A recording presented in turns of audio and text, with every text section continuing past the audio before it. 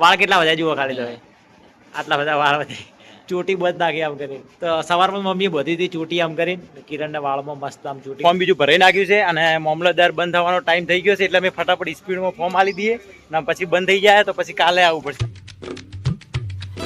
હે guys, good morning, welcome to my new blog. તો guys આજે આપણે મસ્ત નાહી ધોઈને ફ્રેશ થઈ ગયા છે અને અત્યારે વાગ્યા છે 12.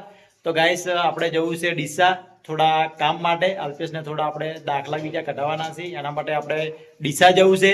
અને આપણે જમી પણ લીધું છે, જમી નીકળ્યા છીએ કારણ કે આવવામાં થોડું ઘણું મોડું થાય. અને બીજા ઘણા બધા પ્લાન છે, આપણે ઘણી બધી જગ્યાએ જવાનું છે, પણ પહેલું આપણે આજુ કામ છે તાલુકા પંચાયતમાં જવાનું, તો આપણે એ કામ પતાવી દઈએ. તો ગાઈસ સવારનો વરસાદ આવે છે, અત્યારે 12 વાગ્યા તો અત્યાર સુધી વરસાદ રહ્યો નહીં.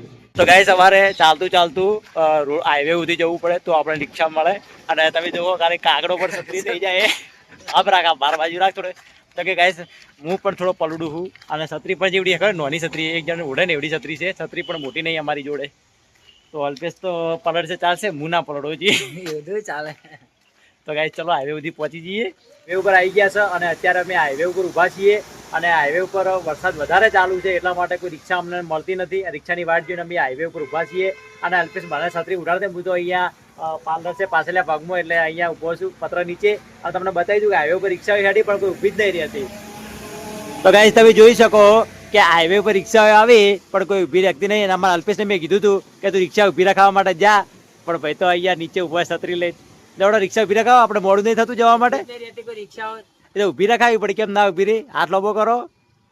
તો ગાઈસ ભાઈ જાહેર હોય છત્રી લઈ રિક્ષા ઊભી રખાવવા માટે, કારણ કે વરસાદ વધારે ચાલુ છે એટલા માટે હું બહાર નહીં જાઉં. અહીંયા પાર્લર છે, પાર્લરની નીચે અમે અહીંયા હું ઊભો છું. તો ગાઈસ ભાઈ પાછો આવ્યો, કેમ પાછો આવ્યો, કેમ રિક્ષા ના મળે, રિક્ષા મળે હાથ લોબો કરવો પડે તો ઊભી રહે. તો ગાઈસ હું અને ભાઈ બંને જણા અમે અહીંયા ઊભા છીએ અને અમારે જવું છે. મોડું પણ ઘણું થાય છે કારણ કે 1 વાગ્યા પછી તાલુકા પંચાયત બંધ થઈ જાય. તો ગાઈસ રિક્ષા આવી ગઈ છે, ઊભી રખાય લાવડો. ગાઈસ રિક્ષા મળી ગઈ અમને.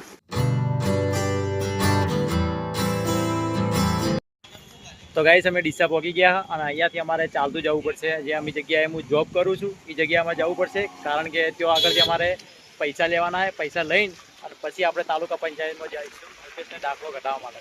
તો અમારે આજે તો ચાલતું જ ફરવાનું, જે જગ્યાએ અમે ફરશો એ જગ્યાએ અમારે ચાલતું જ ફરવાનું છે કારણ કે બાઇક બીજું તો હે નહીં. અને રિક્ષાવાળા તો આપણને બગીચે ઉતારી દીધા, અહીંયાથી ચાલતા આગળ દુકાન જવું પડશે.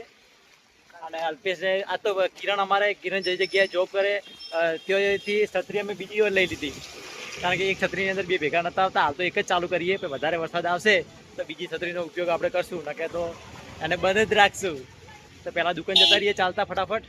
તો ગાઈસ આપણે પણ હવે ચાલતા જઈએ છીએ અને ભાઈ મારી પહેલાં જાય છે, એને પણ એની અલગ છત્રી નાની ચાલુ કરી નાખીએ કારણ કે એક છત્રીની અંદર બે નતા આવતા એટલા માટે એની પણ ચાલુ કરી નાખી છત્રી.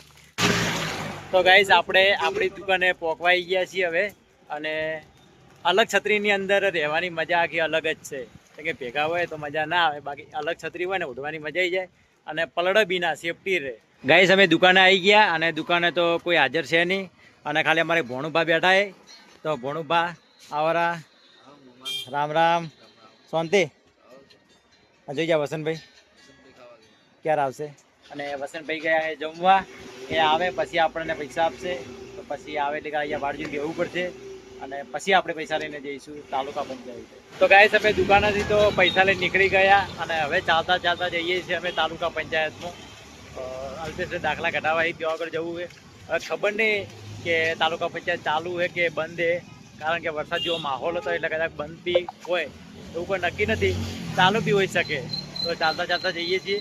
આમ તો બાઇક હોય તો સારું રહે, ચાલવું ના પડે આટલું બધું, પણ બાઇક સર્વિસમાં આવેલું હોય એટલે બહાર નહીં નીકળતો હું કારણ કે વધારે ચલાવીએ તો બાઇક ખરાબ થઈ જાય, એના માટે ઘરે મૂકીને રાખવી આપણે બાઇક. અને અમારા સોસાયટીના બાપજી ખાસ સાહેબ ખાસ છે આપણા માટે. તો ગાઈસ અમે ફોર્મ બીજું ભરાઈ નાખ્યું છે અને મામલતદાર બંધ થવાનો ટાઈમ થઈ ગયો છે એટલે અમે ફટાફટ સ્પીડમાં ફોર્મ આલી દઈએ ને પછી બંધ થઈ જાય તો પછી કાલે આવવું પડશે. ગાઈસ ભાઈ તો દોડેરો હોય કારણ કે ફટાફટ હાલવા જવાનું હોય એટલા માટે. ગાઈસ અહીંયાથી હાલવાનું છે આપણે ફોર્મ. ભાઈ ફોર્મ આપે તો મામલતદાર ઓફિસમાં ફોર્મ આપી દીધું કારણ કે આજે ફોર્મ આલો હતા, કાલે દાખલો અમને મળે. મંડીમાં આવી ગયા છીએ મંડી. તો ગાઈસ અમે ડીસાની શાક માર્કેટમાં આવી ગયા સબ્જી લેવા માટે કારણ કે મમ્મીએ મને સબ્જી લેવા માટે કીધું હતું કે તમે ડીસા જો તો સબ્જી લેતા જો કે સાંજે હાઈવે ઉપર લેવા ના જવું પડે, એટલે કે તમે બજારમાંથી લઈને આવજો. એટલે સબ્જી તો ભાઈ ખરીદશે, હું તો ખાલી ઊભો રહીશ કે ભાઈને સારી સબ્જી ખરીદતા આવડે. તમે દેખજો ખાલી આપણે સબ્જી ખરીદે એટલે ભાવ કરાવે બધું તમે દેખજો ખાલી ભાઈ. ભાઈ ફેમસ થઈ ગયો સબ્જી ખરીદી. તો આ છે આપણે ડીસાની શાક માર્કેટ. शिमला मिर्च किस भाव मित्र 80 रुपए किलो. शिमला मिर्च 80 रुपए किलो से सब्जी खावे का खबर नहीं. है कि पालक લઈ લઈએ, મસ્ત ભજીયા બનાવી દઈએ વરસાદનો મોસમ એટલે. તો આપણે સંભારીએ બનાવવાના અહીં ઘરે જઈને વિચાર એવો કે સંભારીએ ખાવા, વરસાદનો મોસમ એટલે મજા આવે. મમ્મી મસ્ત બનાવે તો સંભારીએ રીંગણા નાના લઈ લીધા આપણે, અને તમે સંભારી બનાવી વાર ખૂબ મજા આવશે. તો ગાઈસ આપણે શાકભાજી બીજી લઈ લીધી છે અને ગાઈસ અમારે રિક્ષા મળી જઈએ.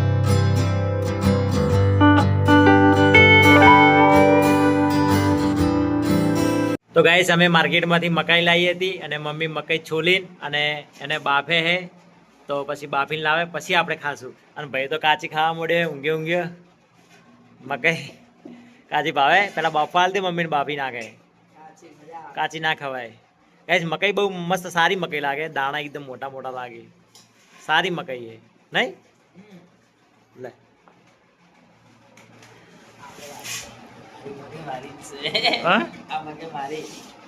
એવું ના હોય તો બાફી નાખશે મમ્મી, પછી જે લેવું લઈ શકે.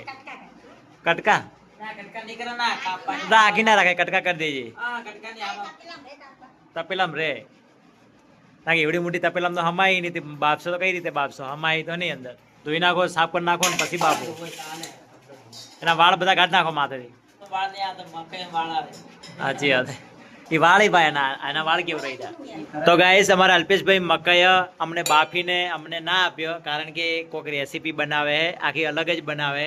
એ એમ કહે કે હું એક રેસીપી બનાવું છું પછી તમને આપીશ. કઈ રેસીપી બનાવે તું? હે ભાઈ કઈ રેસીપી બનાવે? મકાઈ સલાડ. હા મક્કા સલાડ. આમ તાકે તો બોલ. તો ગાઈસ ભાઈ મકાઈ કટિંગ કરે રહ્યા, મકાઈ બધી દાણા બધા બહાર નીકાળે છે, કોઈક અલગ જ બનાવે છે. હવે ખબર નથી શું બનાવે, અમને પણ ખબર નથી. અને આ બાજુ મમ્મી રોટલી બનાવવાની તૈયારી કરે છે. અને આ ભાઈ અમારા નોકરીથી આવી ડાયરેક્ટ મકાઈ ખાવા વળગી પડ્યા છે. અને અલ્પેશ ના પાડા કે મકાઈ નહીં ખાવાની, તો કે બનાવવાની, પછી પતી જાય તો પછી શું બનાવશે આ ભાઈ. તો ગાઈસ તો જુઓ, હજી તો આવીને નાવા ધોવાનું નહીં અને ડાયરેક્ટ આવીને ખાટલા સુઈ જવાનું. વાળ કેટલા વધ્યા છે? વાળ કટિંગ કરાવી દો હવે અંદાજી. બાવો બની જવું. કિરણ ગાઈસ અમારા કિરણને બાવો બનવો. વાળ કેટલા વધ્યા જુઓ ખાલી તમે, આટલા બધા વાળ વધ્યા. ચોટી બંધ નાખી આમ કરીને. તો સવારમાં મમ્મીએ બોધી હતી ચોટી આમ કરીને, કિરણને વાળમાં મસ્ત આમ ચોટી બોધી હતી. તો ભાઈ કટિંગ કરે. તો ગાઈસ જમવાનું તૈયાર થઈ ગયું છે અને ભાઈએ મકાઈ બનાવી છે આ રીતના, અને મમ્મીએ સંભારિયા બનાવ્યા છે અને રોટલી આપી છે. તો જમી લઈએ. ગાઈસ આપણે જમી લીધું છે, જમીન અને હવે આપણે કરીશું વિડીયો એડિટિંગ. તો ગાઈસ આ તો આપણો નાનકડો બ્લોગ પસંદ આવે તો લાઈક કરજો, ચેનલ પર ના આવે તો સબસ્ક્રાઈબ કરી દેજો અને મળીશું નેક્સ્ટ બ્લોગમાં. Thank you for watching.